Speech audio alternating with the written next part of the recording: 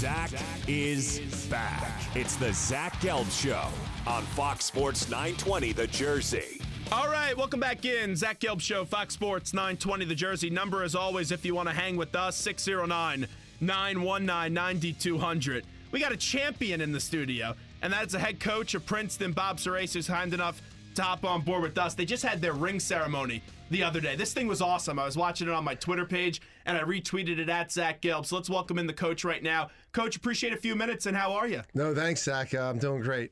So this is just so cool when you get to see the ring ceremony because you already put in all the hard work, and now it's the fun. You get a day of celebration where you get to honor what your team did this past year. Tell me a little bit about this team and what it was like to finally see them get those rings that they deserve. Yeah, it was awesome. We did our spring game beforehand, and then afterwards, all the parents. We're a nationally recruited school.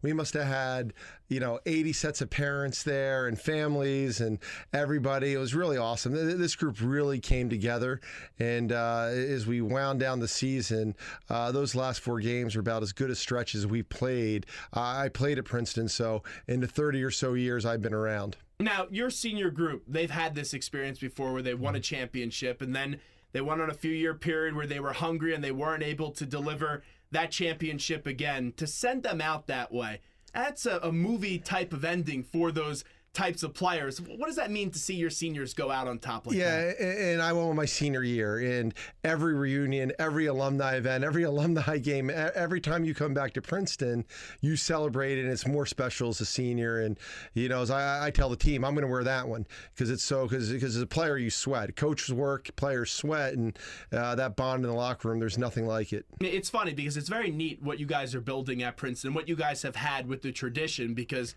I talked to Mitch Henderson, the basketball coach, and I asked him that same question.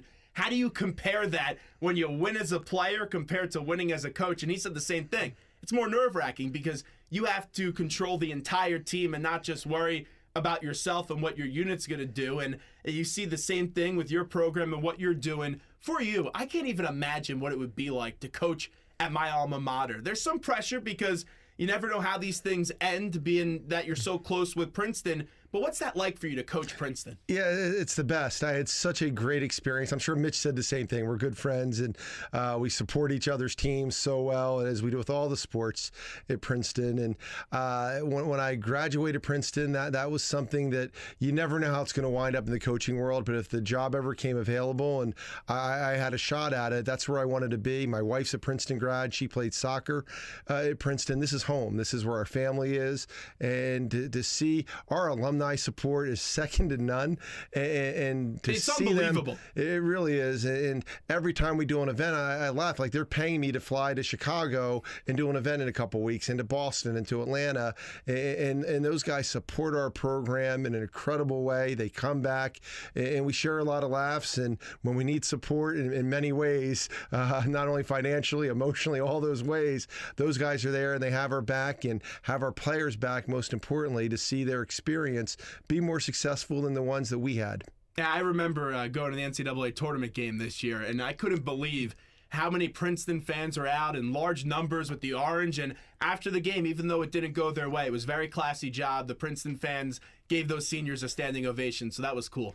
Yeah, what a great team. And when you follow football or follow basketball, a lot of fans follow both of them. You saw team play, and I learned so much when I watched great teams. And Mitch did such a terrific job. He's got guys on his team that are just good people and fun to be around, and they work their tails off.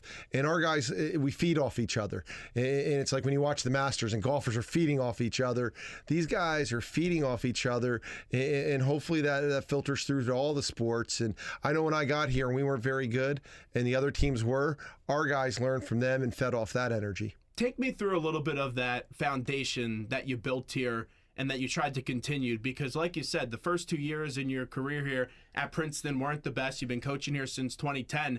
And now to win 2 championships in the last few years, that's a great accomplishment. Yeah, the number one thing is you set your standards. And we were going to control what we could control, and that was having guys with great attitudes, smart, tough, unselfish players. And these guys, they have discipline. They do everything we ask of them. We recruit guys, and we got some guys right from here in the state. A guy like Mark Fasati, who was Gatorade State Player Player of the Year. We have guys like Kurt Haluba who turned down, the Alabamas of the world, to come and stay home. And then we recruit nationally. And, these guys have bonded. They work hard. We were up this morning because, unfortunately, the residential colleges are taking a lot of the students to the Knicks Sixers game. Why? and I think they're going to learn how to tank tonight. Wait, hold on. There's playoff hockey on tonight. Well, I got to talk to the folks at Princeton. Send it to Montreal for the Rangers game, Coach. I guess they could get the tickets. Yeah. And, so we moved our workout from the afternoon where we normally work out to these guys were supposed to start at 6:30 a.m. Our whole team's on the field at 6:15. All right, start stretch right then. And they understand you go back, you're 0-0. And the work we have to put in to play the schedule we play, we can't take any shortcuts. I know your kids understand it like you're just saying, but when you win a championship, sometimes kids, they get complacent because they go, okay, we won. You don't sense that at all with your program. I know everybody around us is patting us on the back, and it's nice. And I'm going to be at these alumni events, and they're a lot nicer when you win. Yeah. But I know in between those events, and you almost one of our student assistants one time did her thesis on code switch, and you got to switch from being a top student, and this is the #1 school in the country. They are challenged academically to being great members socially of our community here, to when they get on to the field or in the weight room or a meeting, to flipping that switch. And that's what they have to do, and that's what all of us have. That's what I have to do. I have to leave one of these events where I'm Vince Lombardi and knowing I have so much work to do, because the coaches we compete against are incredible as well, and we have to do a great job. You expect a certain level, but do you ever just pinch yourself and just say, wow, how about the time that has flown by? I used to be a student here, and now I'm the head coach at Princeton. There's when I walk around campus, and you walk around with friends and family and people that are in town, and you show them this unbelievable campus. And Jason Garrett does a camp for underprivileged kids every spring, and he does a walk around campus with them. And I remember one time we were walking and one of the kids is like, we just got to go, he'd come the year before, we just got to go over there. They're going to McCosh 50, historic classroom auditorium that Jason brings them to. And we walk around the gardens. Why can't we just walk over there? And that kid didn't see the big picture, that we want them to aspire to go to college. And if it's a place like Princeton, so be it. But get a great education and understand that. And believe me, when you walk around a campus like this, you realize how lucky you are. Now, when I played high school football, I was an offensive tackle in New York for a few years before I got into this broadcasting world. And I always remember playing on the offensive line. There was nothing like a relationship. And I wasn't a center, but it always made me sick, the relationship between the center and the quarterback and how intimate those two guys were. And you had a pretty intimate relationship with Jason Garrett, if memory serves me right. Yeah, I tease his wife, Brill, who's also an alum. We have a lot of, a lot of us married. We're smart enough and got lucky enough to marry women from Princeton. And I used to say, like, his hands were on my butt more than hers, is a joke. But Jason's just wonderful. And we're going to go to Dallas, and we get to spend, how about you get to spend 2 days and all the video, anything you want. He treats us like a king. Joe Baker's a teammate of mine, their defensive back coach.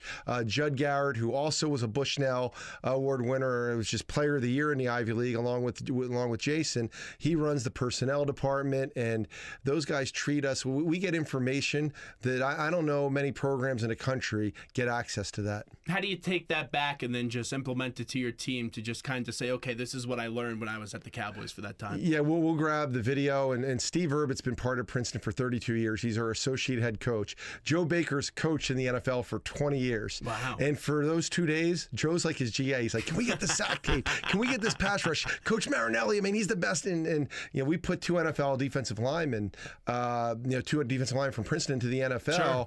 And part of that is because we were able to get and have access to utilizing their video, their techniques, all the stuff they're doing. And that is just, I mean, again, Kurt Haluba lived. Kurt Haluba was runner-up for Bushnell Player of the Year, had as good a year as the Mike Catapano and Karan Reeds, the guys we've sent to the NFL.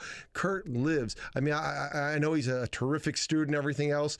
I'll come in, he just has, he'll walk in, just open up Coach Verbett's door. He's watching video. We're not even there. You talk about a guy who wants to be great, and that's something that Jason imparted to me. I remember my first year. And don't worry about all the stuff. Don't worry about the record. Be great today. And if you keep putting together great days, eventually you're going to have a really good team, a team that represents Princeton football the way we expect. And fortunately, we're on a good path with that. Now, you have to be honest with me, and you never lie to me, of course. We've had this long relationship, of course. We just met a few seconds ago as we're talking to Bob Surace, the head football coach of Princeton. I look at your Twitter. I see your kids in Cowboys jerseys. Does that mean they're Cowboys fans?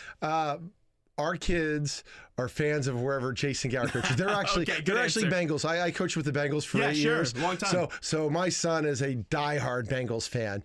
But after the Bengals, it's forever. It's blood. It's Jason Garrett's blood. I mean, literally, we had great and Joe Baker. We had great relationships. We were teammates. We lockered with each other.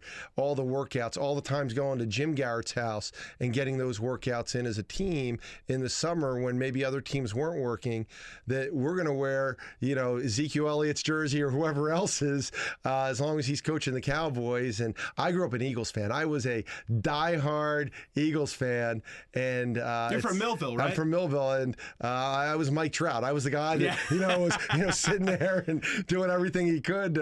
I wasn't Mike Trout as an athlete. Believe me, I'm not even close to Mike Trout as an athlete. But as a fan, I was an Eagles super fan. And then as my friends had made their way to the NFL and relationships I had in the NFL, that's who I root for, because I know every win or loss, their families are affected. And I know how it is for the coach's wife, for the coach's kids, especially at the NFL level, that I just want to see them be successful and, root for them. And if for whatever reason he retires, I'll go back to being an Eagles fan. So when the Eagles are playing the Cowboys, how tough is it? Because even though, and I get it, doing sports talk radio, you have relationships of teams that are rivals of yours when you're growing up as a kid, and it just ends up happening like that. But when the Eagles play the Cowboys, you want to see Jason win, but I'm sure you still want to see the Eagles win a little bit, right? Yeah, it was a little harder. We had a coach, Steve Thomas, who left us, went to the Eagles with Coach Kelly, and now he's back with us. And when Steve was there, I wanted it to be a close game. I didn't want to see the Cowboys blow out the Eagles.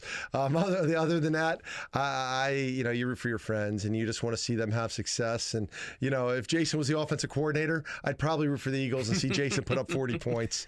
Bob Surace with us right now. So since we bring up Millville a little bit, we'll get to your dad in just a second. But Mike Trout in that documentary, did you get a chance to watch it? I'm as proud as could be. And do you go to the same barber shop and stuff? Jim's lunch was when they said Mike would eat 6 of those burgers. My son's like, 6. Do that? These things are like grease; they just slide right down. Wow. Like I could do a commercial for Jim's lunch right now. It is the greatest. But if you ever go to Millville, you got to stop by Jim's lunch. It is an all-time place. But we are so proud, and he represents all the good of a blue-collar town, and we've all bonded with them. Last year the NJ.com did like a Mount Rushmore and who are the 4 best athletes. And my 2 children, I have a 13-year-old and 10-year-old, flooded the votes. And at one point I was ahead of Mike Trout. I'm like, you guys got to slow this down. Wow. Kids. I got kids who are very loyal. They must have got some nice holiday presents that year. Mike had about 10,000 people vote for him once, and I had 2 kids vote for me 10,000 times, and it was pretty close. Did your kids ever get the chance to meet him? Yeah, we went down and went to the Yankees game. We're going to play a game at Dartmouth Yankee Stadium, which is going to be phenomenal. And 2019, right? In 2019 to celebrate 150 years of Princeton football, of college football. And that's awesome. The Yankees staff and the event staff is second to none. And they treat us like gold. And, we got tickets to go to that game. And Mike Trout, when you see him signing autographs, that's who he is. He spent so much time, and then his dad gave me my first job. I worked JTPA for underprivileged kids after my freshman year at Princeton, and I've known the family. His dad was a baseball coach. His dad was my idol growing up. His dad was one of the all-time athletes my dad ever coached in football and baseball. I was his water boy and his bat boy. That's how young I was. And Mike just spent time with my son and one of my college teammates at Princeton and his son, and just is second to none in terms of being a classy player, a humble person, and to have all that talent and represent professional sports. That's what we want. It was so cool to see, because when you go out to the West Coast and you have LA and you have Hollywood and everything, you can get caught up in that. But like you're saying, he's so humbled. Why is he able to be like that? Because you see that documentary, goes same barbershop, gets the same 6 burgers, and is so invested in that community. Yeah, it's funny. He was my dad. Every one of us had a shirt, Millville Pride. And we take so much pride in being from Millville and wearing orange and blue, just like Princeton. It's wearing orange and black. And, it's in your blood. And I don't know. I guess I have orange blood because of both those places. But he was raised right. His dad, when you would look at like a Pete Rose, that's who his dad was. His dad was the guy who slid head first. His dad was the guy switch hitter, led the country and second in the country in hitting in college at Delaware, made it up to Double-A, and then came back and could have done a million things with his life and wanted to give back. Was a teacher, a coach for my dad, an assistant coach there, and was when you say a guy represents a town the right way, this guy represents Millville the right way. Tell me a little bit about your dad and the influence, because he was a legendary coach, Millville High School, and just tell me a little bit about the influence that he played in your life into becoming the coach that you are today. Yeah, you grow up and, team sports are incredible. Anybody who's played team sports, there's a bond. Learn a lot. And you learn so much, and you just realize the impact that a football coach, especially at the high school level, a football coach can have on these influential 15 to 18-year-olds. We do it in college, and it's different because the parents aren't involved. These guys live in dorms, they have freedoms, and, it's a little bit different impact that we have. You're a grown-up then. Yeah, we have a career night tomorrow. We have 25 alums coming back to teach these guys how to interview and how to do those things. And man, the conversations at the dinner table when you're with a football coach as a father, or baseball coach, or these team sports, your conversation revolves around unselfishness, discipline, teamwork, all those things, detail that make football and baseball and team sports great. And as a coach's son, you can't miss curfew. Like these other guys on the team, they could come home at 11:01. But if curfew was at 11, I'm not only getting punished, I'm getting suspended. For you. So, you have a higher standard when you're a coach's son. And I just absolutely loved it. I know my kids are getting the same experience being around the Princeton football team. And it's an incredible experience for them. They learn more. I mean, I shouldn't say this. My son misses school on Fridays on our road trips because I believe he learns more sitting at the table with the quarterback. That's good parenting. Than he would in, I guess. No, I think so. But man, when he sits around that table, and I never had a political discussion with my 10-year-old in my life. And our guys, there's this guy, that guy, and he's coming back asking me questions I didn't want to answer, in terms of that. But you got these intelligent guys who the night before a game are in these incredible discussions, and he gets to see the value of a group of people that have dedicated so much energy, so much time of their life into playing sports, and to see their bond and knowing that one mistake, the right guard missing a call, could cost us a game, a championship, all those things, man, that's real stuff. You get a chance, you have a bad test, they might give you a do-over. They might say, hey, extra credit, do this. You don't get that in sports. No, but seriously, that's good parenting because, and I don't have kids yet, but as someone that's pretty young, 22 years old, when I grew up in a sports family and my dad, was producing Mike and the Mad Dog, and they would take me to events that now I still use in my career.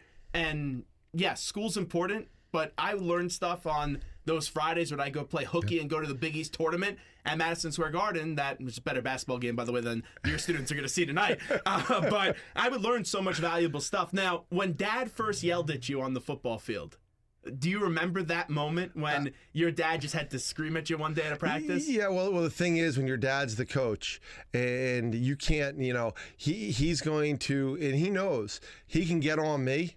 And he might be getting a point through to the other players. Sure. And that happened when I was here at Princeton. When I was here at Princeton, if any of the linemen made a mistake, Craig Cason, our offensive line coach, knew he could jump me and he could yell at me and I could take it because I grew up in that. The coaches knew that I could take it. They knew Jason Garrett could take it. If we didn't score, we had a bad drive, Coach Tashius could get on Jason and rip him a new one, and he knew that Jason would respond to that, and the other guys understood that we got to pick it up, that way. And it was the same thing with me. And you got to be able to accept coaching. You got to be able to take hard coaching, and they're never, as a coach's son, it's not personal. Exactly you right. get it, especially when it's your dad. It's not personal. They're just trying to make our team better. They understand the detail that goes in. And as a coach's son, I understood the hours my dad put in. He didn't just teach from 8 o'clock till 3 o'clock. He was in there at 5:30 in the morning breaking down film, and he wouldn't come home till 10, 11 o'clock at night. Sundays, I would remember, on Sunday at about 5 o'clock, the whole staff would be over my house, and that's all we would do is watch video. When did you know that, hey, you wanted to be a coach? I knew I wanted to be in sports when I went to Princeton. I didn't know what level of sports. I know my guidance counselor wanted to be an orthopedic surgeon, and chemistry class fixed that. And then I really thought it was going to be a toss-up between going into management or going into coaching. I went to Springfield College as a graduate assistant, got my sports management degree, and one of their alums was a guy named Charlie Casserly, the longtime Sure. GM. He's been on the show before. Yeah, who's terrific. And Charlie always took a guy in to be an intern in the summer with the Redskins.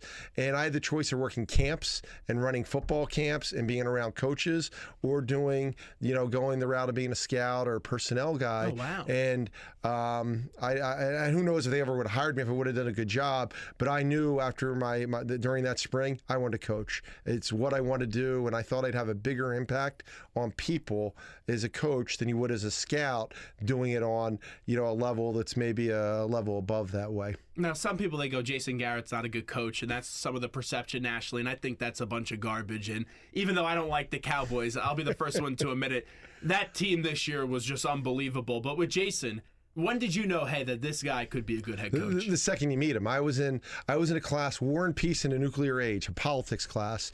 I got roped into it. I was a freshman, and it was actually Wait. Say the name of the class War again? and Peace in the Nuclear Age. Wow. And I mean, I don't know if they're using that nowadays with Syria or whatever, but I went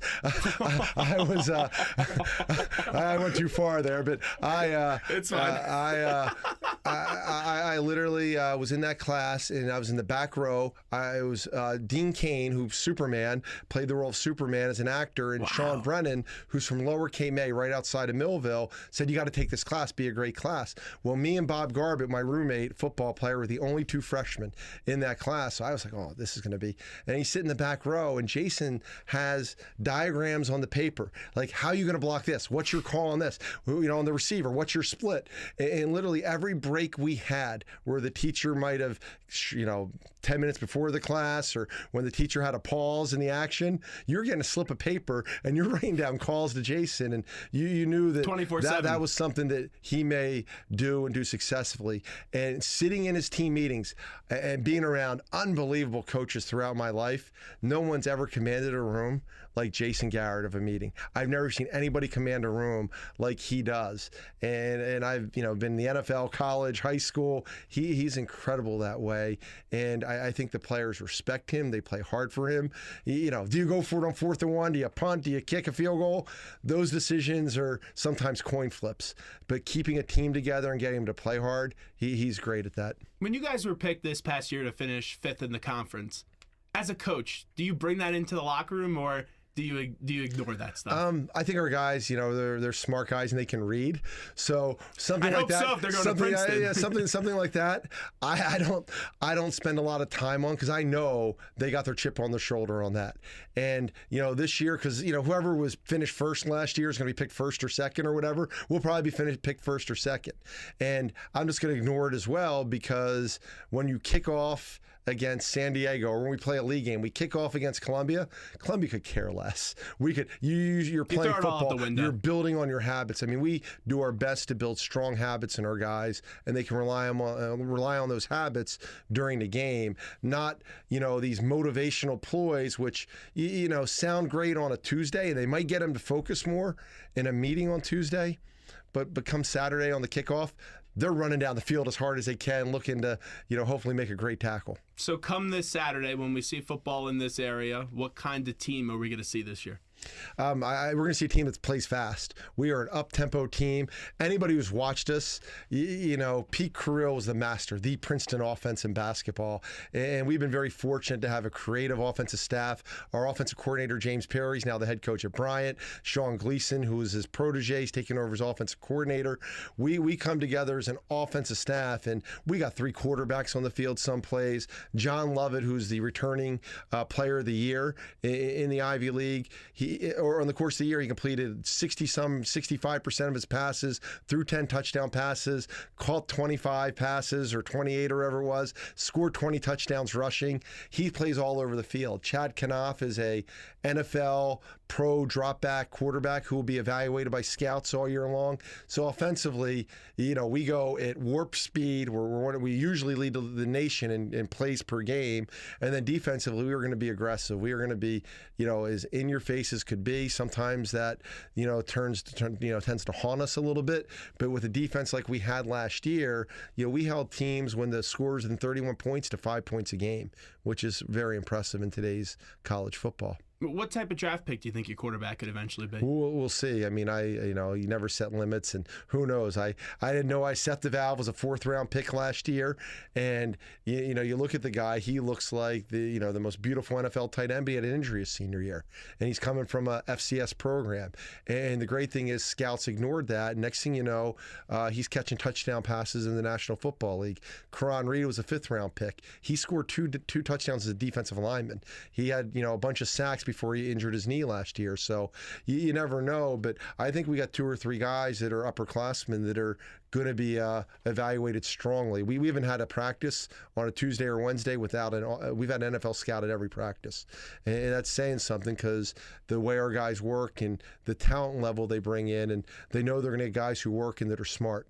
Now, when you look at Carson Wentz, FCS level quarterback, ends up being the 2nd overall pick in the draft. When you see something like that, do you bring that back to your kids and say, hey, this could be you? We have guys that are working with chips on their shoulders and stuff like that don't necessarily get the Division I looks. Yeah, I mean, again, our guys can read that and see that. I think they know that, and they've seen our own guys get drafted. The things you bring back are, this guy was a straight A student. This guy was a leader of a team. Like, those are the things because we can control those things. We can control that. I can't control, like, Carson Wentz's ability is off the charts. It's unbelievable. When I watch his, his scout, his video, I'm like, this guy is amazing.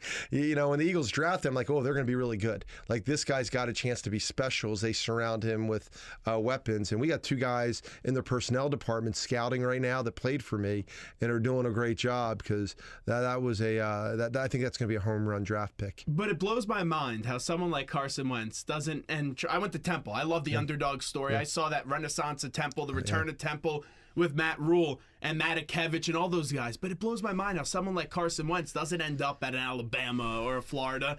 And those stories, they really are the best stories. Like, I got to know Tyler, and to see Tyler come into school as a freshman, and he has 100-something tackles, and then he ends being the all-time leading tackler, now playing with the Steelers. Like, that stuff's awesome. Yeah, well, they're like their linebacker this year. When they cut him, he was a walk-on, right? Yeah, the guy was a walk-on from South Jersey, and they were ready to. And then new coach comes in, give him another chance, and now the guy's going to be a 1st-round draft pick. I know him very well, son. Yeah, I mean, what a football player that guy is, and it just shows that if you're good enough, you don't. It doesn't matter where you're from. Look at the state of NFL quarterbacks. Joe Flacco was at Delaware. Sure. I Gannon was too. Rich Gannon. I mean, there's quarterbacks and other players at other positions coming from everywhere, and they're late bloomers. I don't understand how sports, they recruit and offer 8th graders.